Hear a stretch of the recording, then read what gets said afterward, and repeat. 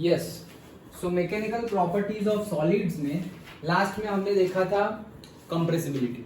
Okay, now third देखते हैं modulus of rigidity. जैसे मैंने बताया था कि जो मॉड्यूलस ऑफ इलास्टिसिटी है उसको हम केस वाइज 3 कैटेगरी में डिवाइड कर देते हैं. तो मॉड्यूलस ऑफ इलास्टिसिटी में हमने पहला देखा था यंग्स मॉड्यूलस ऑफ इलास्टिसिटी, दूसरा देखा था bulk modulus of elasticity, and आज देख रहे हैं हम तीसरा बल्क मॉड्यूलस ऑफ रिजिडिटी और you can say shear modulus of elasticity. Okay, तीनों के तीनों में फॉर्मूला रिमेन सेम, वो तो बताया ही था, स्ट्रेस बाय स्ट्रेन. लेकिन कौन से टाइप का स्ट्रेस और कौन से टाइप का स्ट्रेन ले रहे हो, दैट इज इंपॉर्टेंट. अगर simple longitudinal stress and longitudinal strain ले लिया तो वो तुम्हारा हो जाएगा कौन सा, यंग्स मॉड्यूलस.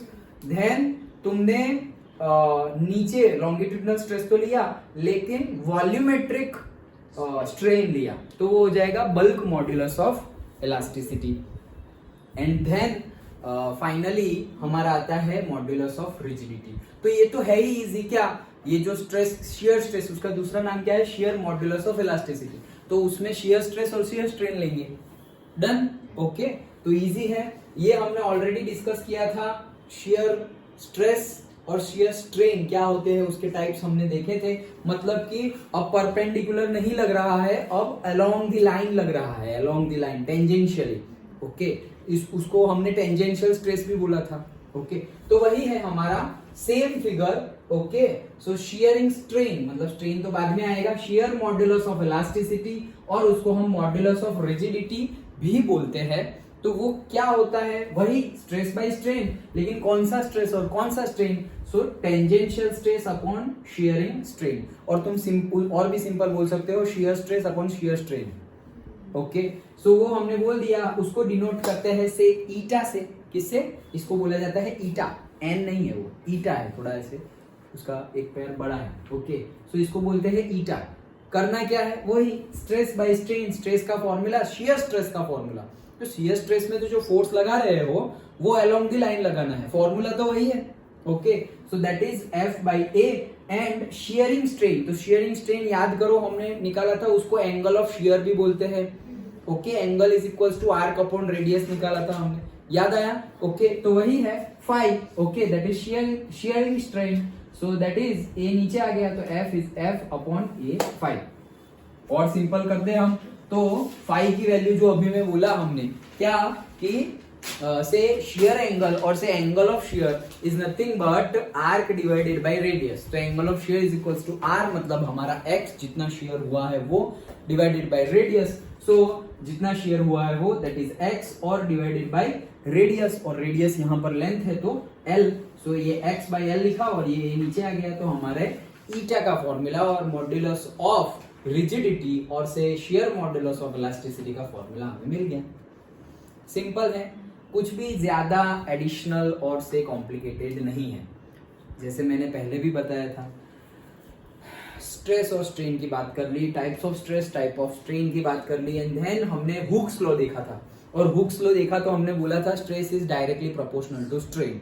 और वो जो डायरेक्टली प्रोपोर्शनल था वहां से हमने बोला कि भाई प्रोपोर्शनलिटी कांस्टेंट हम ई रखते हैं. ओके, और वो ई को ही हमने बोला था modulus of elasticity. And then modulus of elasticity ढूंढनी हो तो हम बोल सकते हैं कि स्ट्रेस बाय स्ट्रेन कर दोगे तो मॉड्यूलस ऑफ इलास्टिसिटी मिल जाएगी. लेकिन उसके भी टाइप्स है, जिस टाइप का स्ट्रेस और स्ट्रेन लिया उस हिसाब से मॉड्यूलस ऑफ इलास्टिसिटी को डिफरेंट डिफरेंट नेम दिए गए हैं. लॉन्जिट्यूडनल स्ट्रेस, लॉन्जिट्यूडनल स्ट्रेन, तो उसको हमने बोल दिया है Young's modulus of elasticity. Then longitudinal stress but volumetric strain, उसको हमने बोल दिया था कौन सा, से बल्क मॉड्यूलस ऑफ इलास्टिसिटी, जिसमें वो प्रेशर और डेल्टा वी बाई वी आता था वो. हाँ यस, वही बॉल वाला, यस. एंड आज हम देख रहे हैं मॉड्यूलस ऑफ रिजिडिटी और shear modulus of elasticity.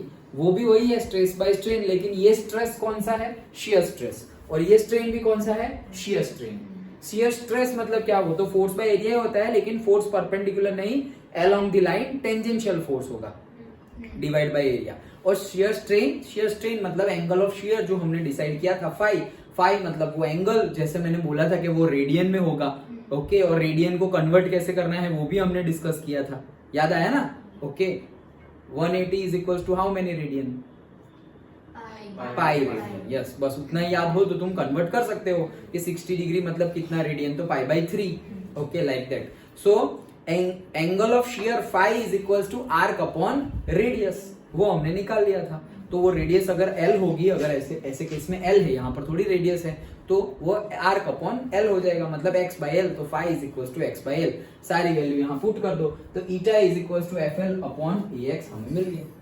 Simple है, ओके. वही चीज यहाँ पर लिखी हुई थी, shearing strain that is equals to angle of shear that is equals to what, that is equals to arc upon radius. तो आर्क हमारा फाई एंड रेडियस हमारा से एल.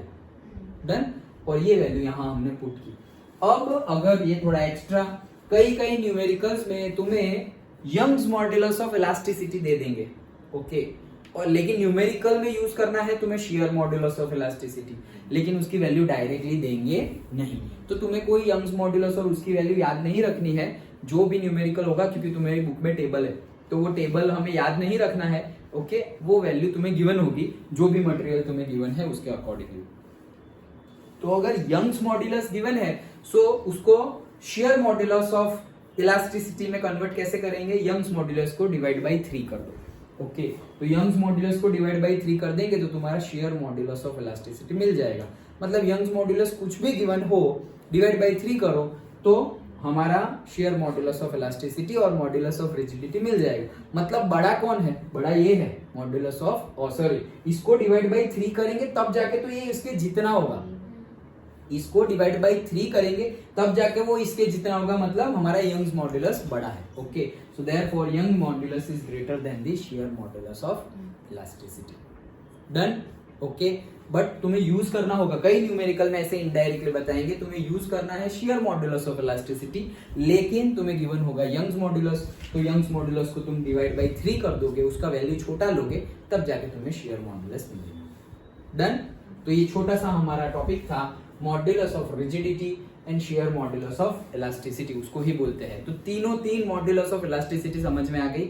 सब में स्ट्रेस बाय स्ट्रेन है, उसको मॉड्यूलस ऑफ इलास्टिसिटी को ई से डिनोट करते थे, यंग्स मॉड्यूलस ऑफ इलास्टिसिटी को वाई से डिनोट करते थे, and bulk modulus of elasticity को डी से डिनोट करते थे, and modulus of share modulus of elasticity और मॉड्यूलस ऑफ रिजिडिटी को हम ईटा और एक अल्फाबेट है बुक में दैट इज जी, तो जी से भी डिनोट करते हैं. क्या? जी. तो capital G, okay. So capital G से और ईटा से डिनोट करते हैं. डन. सिंपल है. सब में डिफरेंस किसका है? कौन से टाइप का शेयर स्ट्रेस और कौन से टाइप का स्ट्रेस और स्ट्रेन ले रहे हो, उसका ही डिफरेंस है. डन. पक्का? कोई डाउट नहीं है ना? फिर अभी न्यूमेरिकल करेंगे हम, ओके.